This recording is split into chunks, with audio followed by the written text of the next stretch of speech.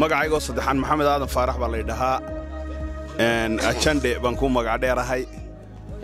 waxaan halkan kolley anigu fariin u gudbinayaa waayeelka iyo maxay ahayd garaadada ku shiraya magaalada Laascaanood aad iyo aad baan u soo dhaweynayaa boqolkiiba boqol runtii waan u ducaynayaa waa waayeelkayagii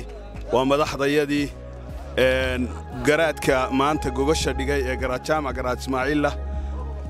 duca khaas ayaan u dirayaa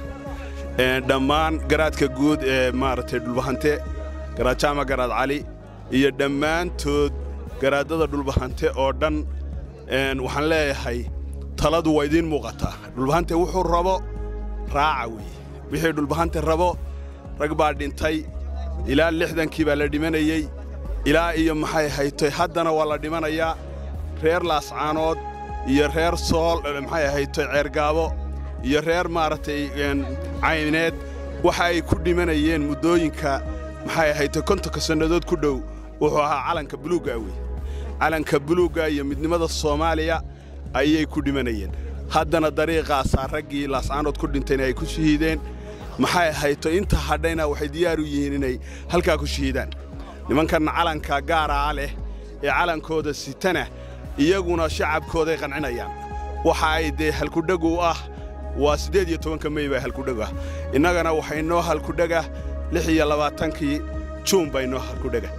marka waxaan leenahay waxaad raacdaan shacabkiina iyo jamaahiirtii dhimatay iyo taladana deedinku quri ma lihidin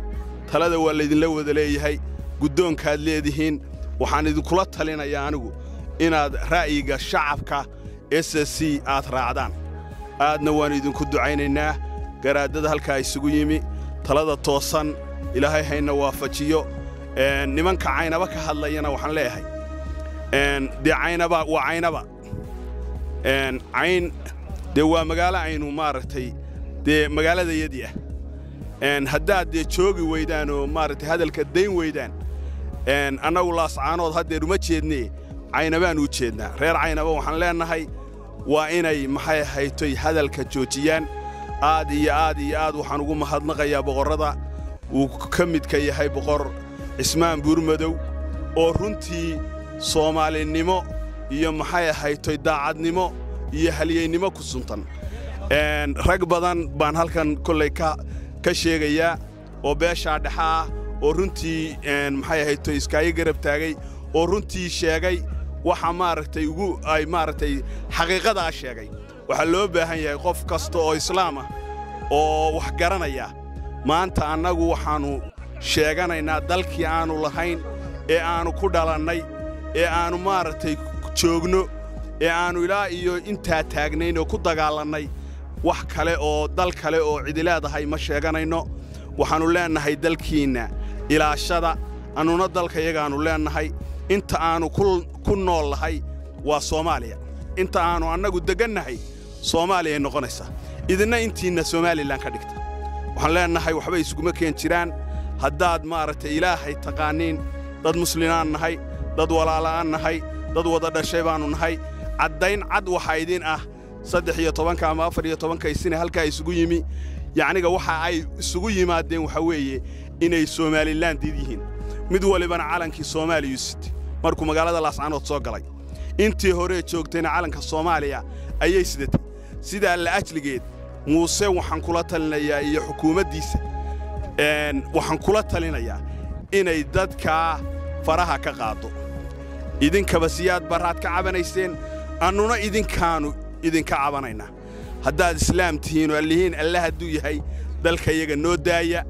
nabadna aan ku wada noolaano darisnimo iyo walaaltinimo iyo ehelnimo haynaga dhaxayso dhammaan garaadada oo dhan waxaan maxay haytay fariin halka uga marinayaan inay shacabka maxay haytay ra'yigooda raacaan dadkii jamaahiirta ee dhintay ee shahiiday ee maxay haytay ilaa iyo maxay haytay 2007 yacniga dadkii la dilayay ee maxay haytay halka lagu dilayaan caawa allaaleeyo wax dilay lahayn maanta intii yarayd ee ay ka maqnaayeen Somaliland wax cid oo ku dhimatay ma jirto awalna maalin walba iyo bil walba qof baa dhiman jiray dadkaana waxaan leenahay allah u naxariisto wixii dilayna way cad yihiin waanuna maaragtay ama waanu ka aarsanaynaa ama waanu cafiyaynaa waana noo cad yihiin wixii dilay waxaan idinkula talinaynaa inaad dalka iyaga noo daysaan odayada dhaqankaayna ay hoggaan noogu noqdaan wixii aanu rabno anoo ka hadlaya magaalada xudun ee xudunta u ah magaalada Ceergaabo iyo magaalada Laascaanood aad iyo aad baan idin salaamayaa dhammaantiin waxaan idin leeyahay nabaddu waa gogol nasteexaad ragga gogoshiisu waa nabad beesha dhaxay nabad qaata annuna nabadaasaan ku wada noolaanno assalaamu calaykum waraxmatullaahi wabarakaatu